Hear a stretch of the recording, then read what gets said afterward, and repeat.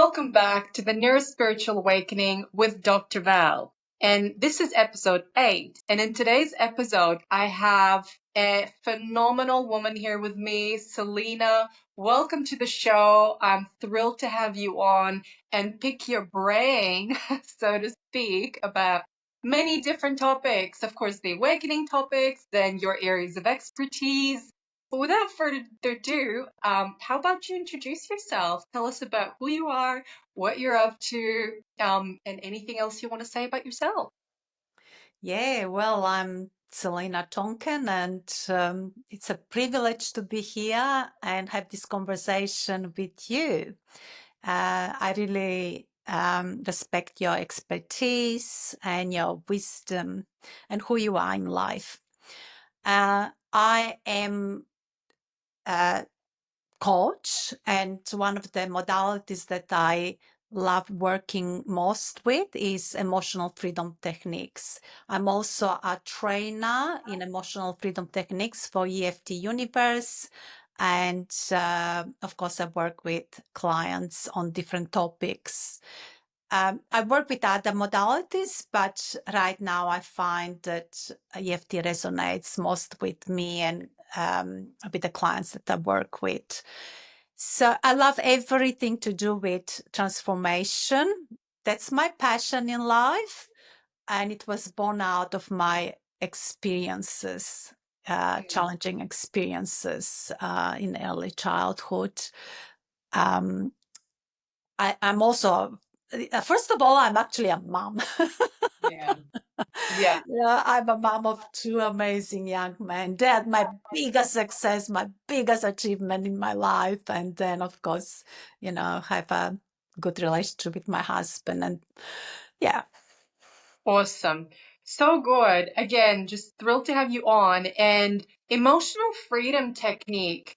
In my experience, I haven't heard a lot about it until I met you. And especially in the recent years, it's like, I don't know whether I'm just because I'm manifesting it more, or is it real that, a lot, maybe 10 years ago, people, I don't know, people really didn't speak around me about EFT much other than yourself. And I've known you for that long. But now it's like I'm really getting into it and I'm curious about it, what it does to the brain. Like I've looked a little bit, I'm not an expert like yourself, but I'm just like, wow, this stuff is really powerful and it seems like it's popping up all around me. Is that the case? Or am I just like now that I've submerged myself into that world, that's why there's more around? Or is it like really becoming a prominent thing? No, you are right. It's becoming very popular and widely used, also by psychologists. And it's due to lots of research. It's evidence-based, results proven. And Yeah. we have here Dr. Peter Stapleton at Bond University. We have Dr. Dawson Church in America who are doing lots of research. And if you are anything like me and sounds like you, well, Yeah. I need science behind it. So there's lots of science behind it that shows how powerful it is, especially to start with stress reduction. Mm. And no, you are right. A few years ago, very few people knew about it. Um, I used to give workshops in Europe or in China, and no one heard about, no one at those days, like it was novelty. And it was weird because it does look weird. When you see someone tapping, it does look a bit weird, doesn't it? I mean, a little bit, but not so, like there's a lot of more weirder shit out there, okay? So Yeah, yeah, like that's right. it's weird, but not so weird. I mean, if it's done with a purpose and people do all sorts of quote unquote weird shit, right? Like you look at someone and they're doing something and well, but sure. I think now I'm more aware of that's what a person might be doing if they're doing that. Again, which is Yeah. like my world has opened up to that. It's a thing. People do it and like that. Look, that's right. And it's one of the techniques. It's not the technique, but I find it very effective because it works on at least two levels at the same time. So you work on somatic level or body level because you tap on the acupoints Yeah. in your body.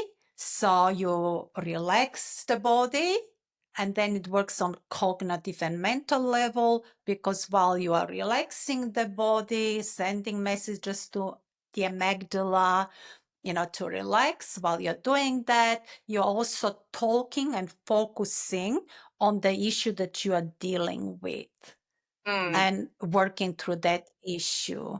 And uh, it's very powerful because you do get those aha moments and cognitive shifts and letting go of past conditioning. And so we basically utilize the neuroplasticity of the brain, to change those patterns. yes. Yeah. That's so valuable. It's awesome. I'm always looking for, the most effective and efficient ways to neuroplasticize, which is a word that I've invented. It doesn't actually exist, but let's say to alter your brain. I'll just say neuroplasticize. I'm using it as a verb, okay? Good. I think people who are listening to this podcast have listened to it enough for me to just get what neuroplasticity is. So if you haven't, go back to episode 1, all right, and listen to episode 8. But yeah, I'll just say that neuroplasticize. EFT is definitely one of those things that are at the front of my radar in terms of causing neuroplasticity. Okay. Like, I guess yeah, interests. That's where my interest lies. And then things like yoga, meditation, alternative practices. Um, yeah, yeah, mindset, And all of it. all of that. And I use it, I might use CFT, but then I might go on to other methods depending what the client will respond into, at that time, NLP or hypnosis. So, yeah, Yes. whatever. So, It's yeah, so not there's the lots of choice. Yes, it is the age of personalized medicine and medicine. What I mean by that is not everything fits all, right? There's no one fit all model. It's Exactly. always depending on, and also like within the one person, we go through many iterations and transformations and Totally. alterations. I mean, God knows you've seen my one Yeah. throughout the years, right? So it's like, Yeah. um, yeah, it's like that. What you need at any given moment, Never. not the same. Hmm. Hmm. You're right. And it's never say never. What might look like very strange and I'm not going to use it. Never use it. I will never use it. And then, one day you actually become a fan of it. But, Oh, good. but, that's right. Exactly. But, everything that I use, it's about, uh, empowering, of course, the client, Mm, but everything I use, it's client centered. You mm. know, my philosophy is that everyone I work with, um, it's that phrase. You are the best expert. On Yes, yourself, about yourself, and yes, I am there to facilitate that. Whatever it's in you. absolutely. So yeah. So I believe that everyone has a wisdom, power, a love, as an essence of who they are. And my job is to help people to dissolve what's between you Mm, and that, what are the patterns that actually stop you mm. from getting in touch with everything that you've got in yourself. So it's not like you need me to tell you how to lead your life or someone else to tell you how to lead your life, but it's about removing what's in the way to get Completely. in touch with that wisdom. It's so beautiful. I was just talking to Georgina about it, I think 2 episodes ago, but just Mhm. about you being the Mhm. expert on you, and then outsourcing only when you know what it is that you need. And it's also part of my passion of spreading, knowledge and um, about the Mm. brain, like giving people clarity about their brain so that they're their own expert on the brain, on their unique brain, rather than like, oh, I need to go somewhere. It's like, well, no, no, you don't. I mean, eventually you do, but once you've made the choice, once you know about your brain, how it works, what works for you and for your brain, for your nervous system, and then you can make those choices as long as you have your, sovereignty in that sense. Yeah, and as long as you have the willingness, to actually dig deep, because it Mm, takes something to stay still, um, stay with the silence so you can actually hear yourself. We are so busy, our brains are so busy, our environment is so busy, with constant information. It takes something to be willing to stop and listen to yourself. And that's what I love, when I work with people, it's because I create that space where it's safe to actually relax and start listening to yourself. So my listening is such that then they can start listening to themselves and hear the answers mm. that are in themselves. Love it. I And then, love it. it's just, yeah, it's so beautiful. So beautiful because they're like, oh, wow. Like I never knew this. So yes, those aha moments when you see people transforming in front of your eyes. It's very creative Mm. process. Yeah. Yes, creativity, the antithesis to fear. Such a beautiful, Hmm. essence and emotion. I don't even want to call it what's creativity, a state, mind state, a brain state. There's many different ways to say it, but creativity is one of the best practices I have Yeah. engaged in. That's for sure. That's for sure. Yeah. Yeah. Beautiful. Well, listen. Curiosity. Yeah, Yeah. curiosity. My goodness, creativity, all that jazz. Absolutely love. I mean, yeah, I love to play in there. I spent a little bit of time in Yeah. in in the other part too, but where I'm Of fighting for course. survival and the rest of it, like the rest of us, when our limbic system's so active, you can't help it. But it makes such a Yes. difference to at least be able to tell the difference between the two. And I could definitely tell the difference. Mhm. Through my emotions, just Mhm. like my quality of life when I'm playing in the creative space versus not. Beautiful. Yeah.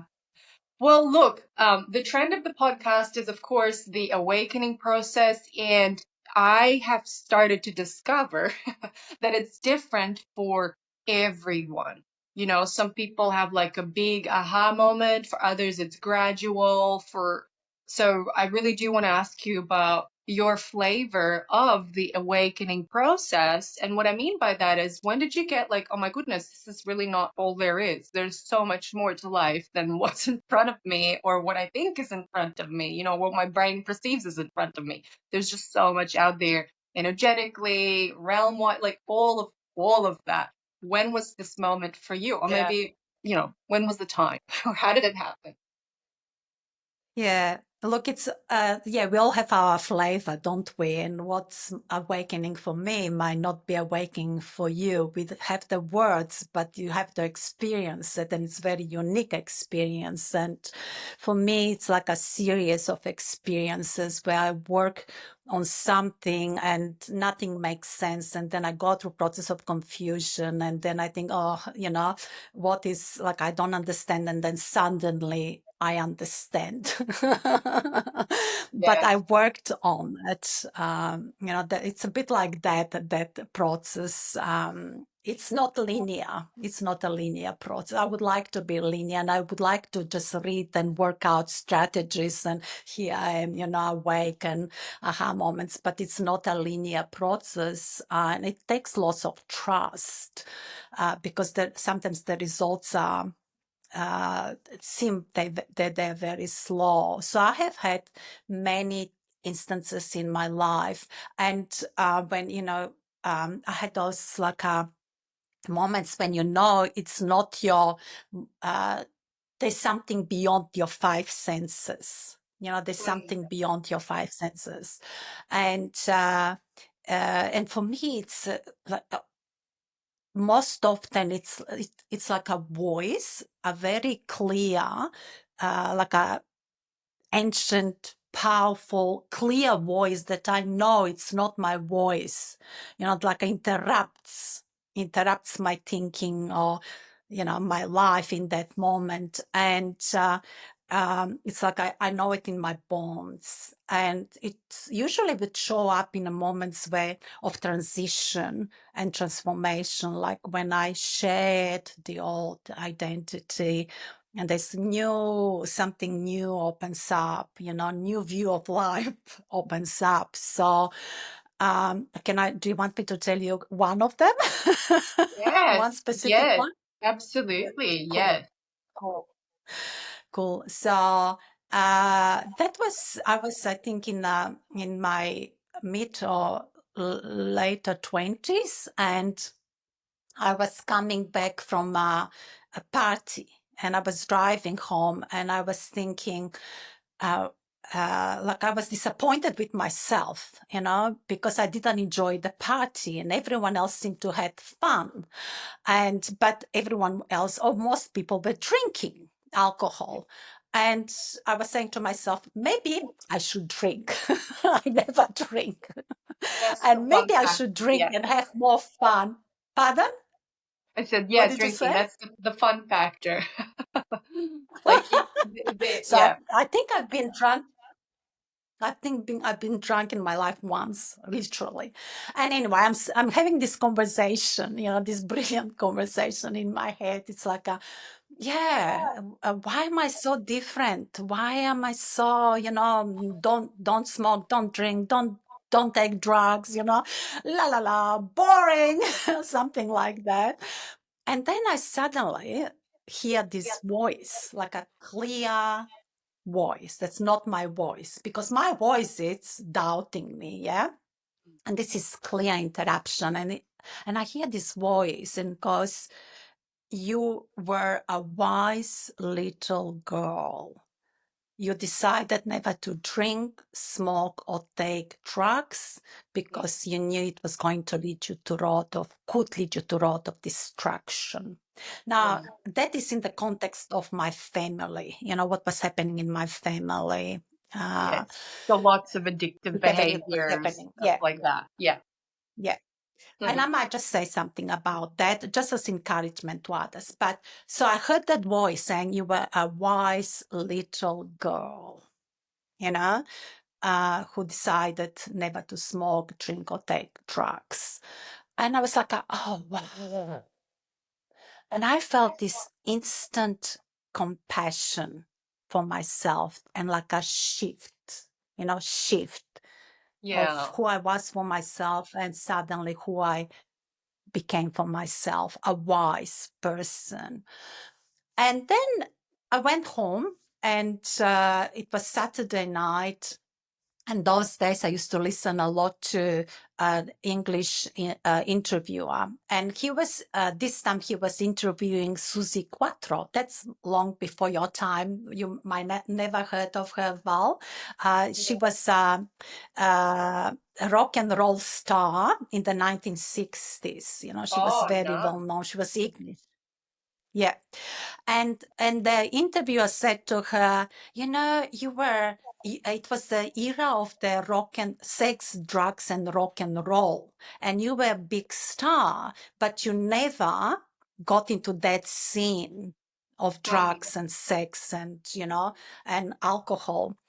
And she said, I was a wise little girl, and I decided Wow. to never smoke or take drugs. Come on, the synchronicity. That's amazing. That's amazing. And she said, my father was an alcoholic. My father was an alcoholic too.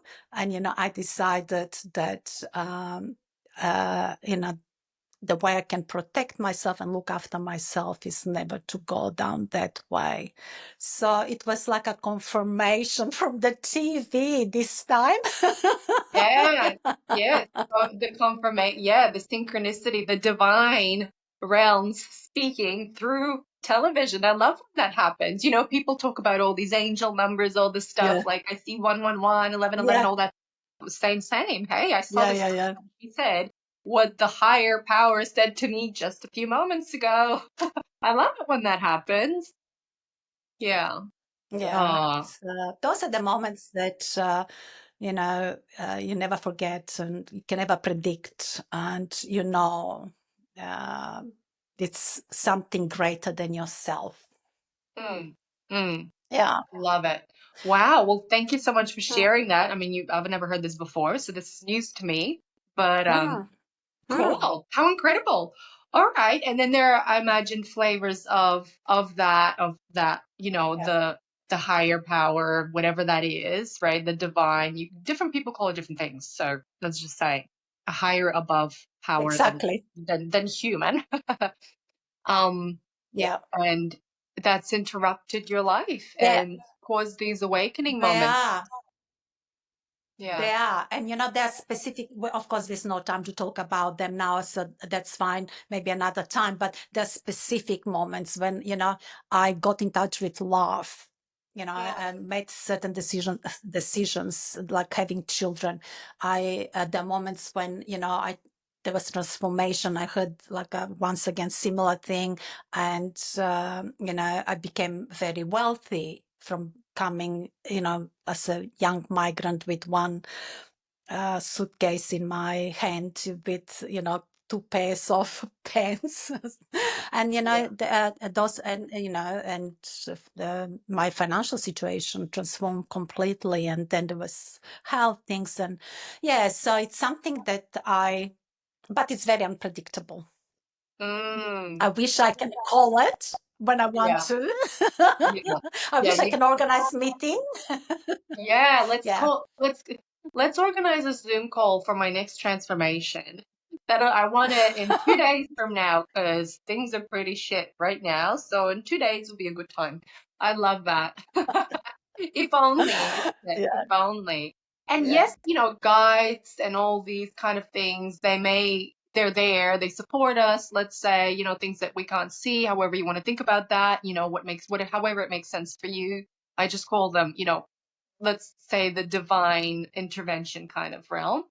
Yeah. But they Yeah. are helpful, I find, when you do call for help, they are helpful, but you also never know when you're gonna get it, like and how. And also how, like, sometimes it may occur like, oh, that was really, really horrible, but down the track, you kind of think about it, you're like, that was great. That really turned my life around.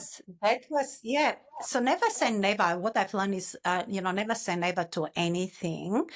Um, and then, like what you just said, I might be going through something and it seems so challenging. And I'm like, a why, why is this happening to me? And then later on, it turns out that it was the biggest blessing, like so I have this, my spirituality, if I could put it in words, and the spirituality that I share with clients or people around me is, every problem is a blessing in disguise. Now, sometimes the blessing comes in ugly package. It's Mm, like a what on earth? But every problem is a blessing in disguise, and every problem comes with an inherited solution.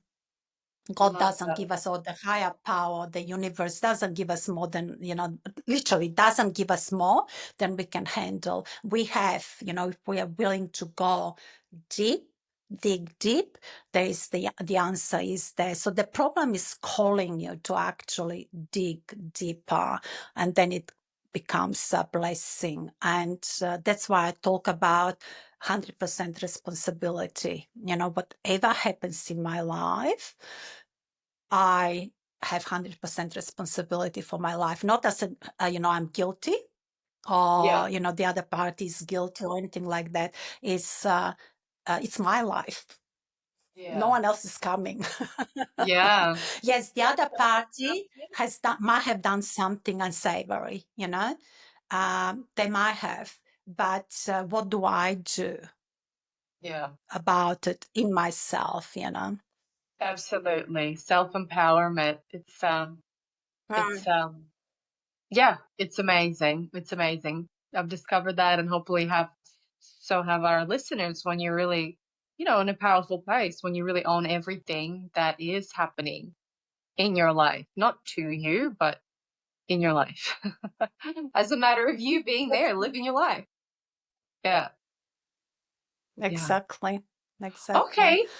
Yeah. Well, look, for the next little part, why don't we talk about EFT? You tell me anything you want to say, because I'm just here to soak up your wisdom about the topic. I'm very curious. So, um, anything you want to say or anything that you're interested in within the realm of emotional freedom technique, just let us in.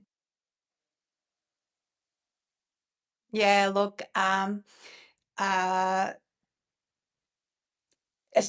they say about EFT, you can use it on everything, and you can actually use it on everything because um, challenges are caused by stress, or they cause stress. So then if you know how to release that stress in a powerful way, your body calms down, your brain calms down, and you can actually think clearly even in the middle of the problem. So as we know, what happens is when you are stressed, the cortisol level goes up, and the blood drains from your brain, and you can't think. And you might say, I'm stupid.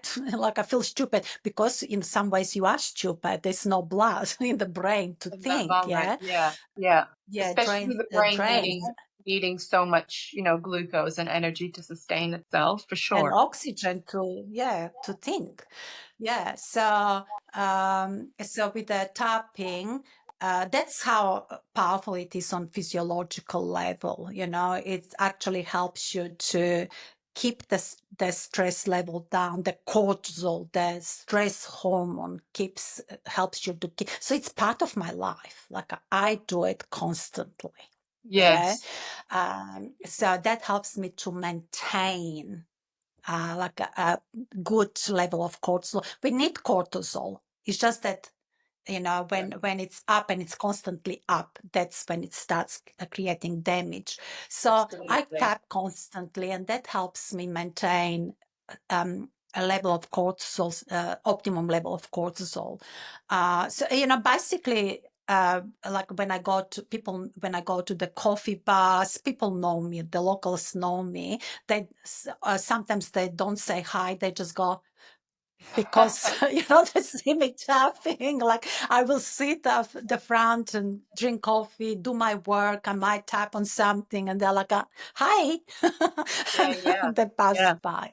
But are you so laughing at so them? But hang on, are you laughing back at them because you're regulating your emotional system and your stress levels whilst you're looking out there and most people aren't doing what you're doing? Does the world look a little crazy from where you're at? Because if you're someone who is, you know, emotionally regulated most of the time because you are tapping, how does everyone else look?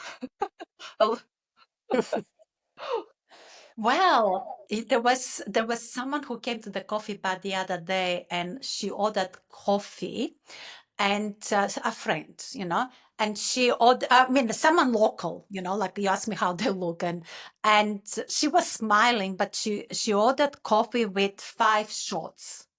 Oh, okay. Yep. Not just double strength, but 5 shots. Yeah. So I thought, yeah, maybe if you Yeah. stop, and I show you a bit of this. I don't tell people that, Of they, like, course. if they're Yeah. interested, of course. Yeah, but I thought, maybe if you just use a bit of that, you might not need 5 shots Jeez. in your So what would be, coffee. okay, let's say I'm that woman, and if that woman's listening right now, hey, lucky her.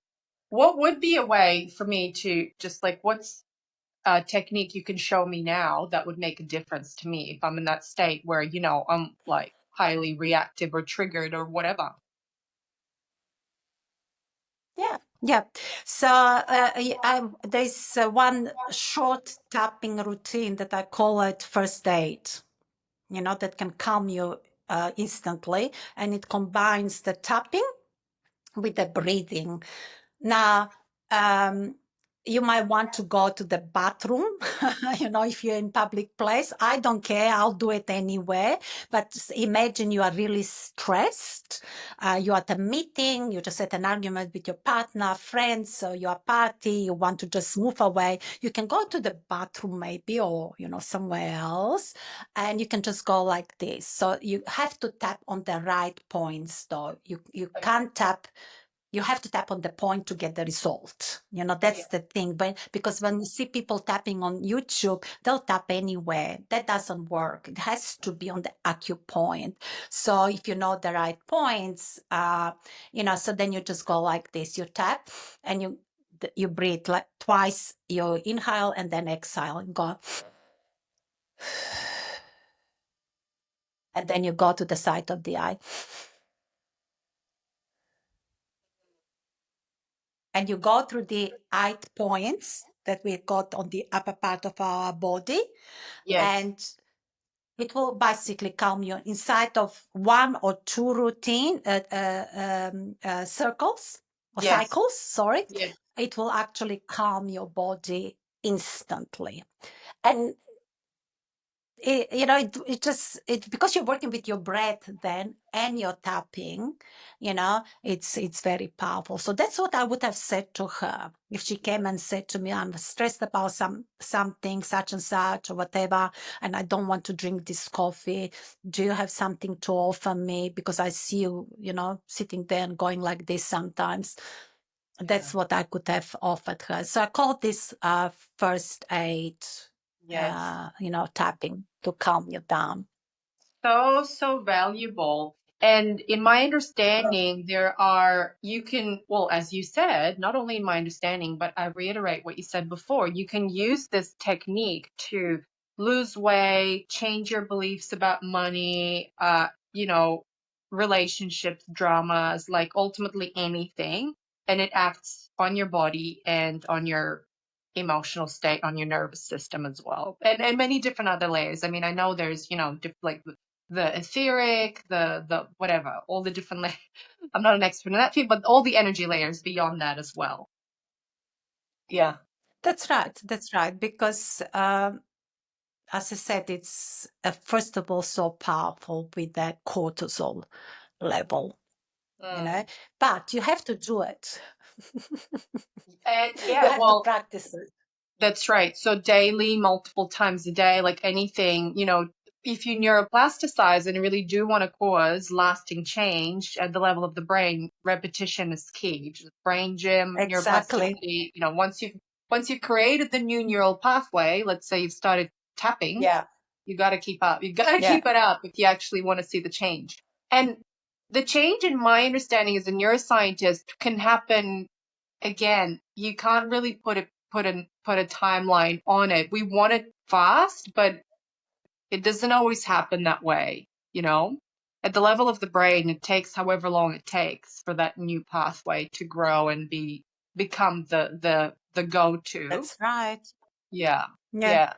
Well, But it it took a is, long time sometimes to get where you are with the habits that you don't want. So, it might take quite a bit of time for you to reverse the process. The process is simple, could be simple, but it has to be consistent. So you use yes. the same principle that you created the negative habit, to now create positive habit, but Yes. consciously, like a bit conscious effort. Yes. Um, yeah. So good. Okay, well, look, before I let you go, is there anything else you'd like to say, or something that you're passionate about, something that you're working on, like anything you want to get out there to the world right now? Look, one of the things that I uh, working with right now is utilizing food and your journey with your food and relationship with food and drinks to actually um, discover, your relationship with yourself, like what are the needs that are not satisfied in you, and you're satisfying them with food, Wow. so it's not about getting skinny or getting fat, or putting on whatever, Yes. it's about a very powerful journey of discovering who you are through how you consume food. So, Wow. uh, yeah, because food is, we treat food as our enemy. It's like Yeah. something's wrong with the food, and we get scared of food. You know, Yeah. Yeah, I looked at that yeah, excerpt of about spicy food when the person is missing excitement in their life, yeah, but what about yeah, sweet food? What about sweet food? I know it's not a one size fits all moment, but like, what about yeah, sweet food? Why do I want sweet? Yes, I know we're all addicted to sugar. I am, but like, why? yeah, I mean, before that, is yeah. there anything about sweet food? Well, look, let me tell you, it's like you'll have to discover for yourself, because one size doesn't fit all. So I would work with you, Yeah, and you will discover inside of that. But it's like, it's nurturing yourself. What might be lacking, like it's love or some sort of nurturing in yourself. So going for sweet food, physiologically will give you that sense of feeling good, but also it might be associated with when you received love and nurturing in the past. yeah, So by going for the sweet food, you think you are recreating that feeling. Yeah. So yeah, it's multi-layered. yeah, There's it's it's your process to discover, because I can tell you about other things. With that woman, it was actually being bored, in life, and that's how she used that, but she discovered it. But yeah, generally, that will be the rule, yeah. Yeah. So exciting, and it's such a vast field that people are starting to discover for themselves that your nervous system, our physiology, our past traumas are directly related to what we consume. Sometimes people, I think it's illogical not to connect that, but it seems now that people are connecting it more and more. So I'm just really grateful for that, because yeah, it's not like things are not separate. It's all, we're all wholesome, we're all connected. Everything that we put in our bodies is directly connected to Everything. Yeah. to all of it. Yeah. Hmm. Hmm. Yeah. Oh, So before you it's up go, to you. Yeah. one last question I had for you. Do you think it matters that when you do consume food, the attitude and the mental process you have towards that food? Because you can see people like drinking, smoking until they're 95 years old and they're fine. Or like people that eat, like, let's say sugar cake, but there's not that guilt or that drama that comes with it. Do you think? I mean, I think it makes a difference just from a neural perspective. What do you think, and given your expertise? Yeah, look, I think uh so yes, you do hear, people drinking brandy, till they're 100 years old, one brandy, one shot of brandy, and they're in good health, or someone has smoked. It's not a general rule, but That's but you right. hear about it. Well, that's what I want that's what I talk about to people. We have created so much guilt around food. It's like so much stress that our relationship with food, our programming, the messages we are getting from the advertising, creates so much conflict about something that nurture us and should give us pleasure and satisfaction. So um your relationship with food, it's very, very, very important. So people see me at parties. I eat chocolate. Mm. and I enjoy it. Mm. Yes. I eat chocolate guilt free. I Yeah. will eat things guilt free, so I don't deprive myself, and I teach people not to deprive themselves, because once you start resisting something, it persists. Once you start depriving yourself from something, you know, your body will actually crave it more, Well, you know. amazing. But if you're Yeah. allowing, yeah, if you're allowing yourself, so people are like, how come you can eat so much, or and you whatever, because I don't and so this is something else that I want to mention, because to just give a bit more fuller picture. But like, I would people think once they are eating healthy, it has to be 100%. No one can do it 100%. It's not sustainable. But if you give yourself freedom, not to be perfectionist, so if you eat okay for 80% of the time, it's okay, to indulge for 20% of the time. Mm. I It's think not good I'd if like it's to well, think most that, of it's not good. that's where I'm at.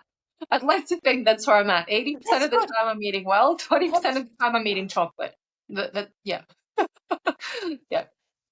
No, it's like, it's you, whatever you can make whatever you want out of it. But my message is to not be perfectionist. It just doesn't work that way.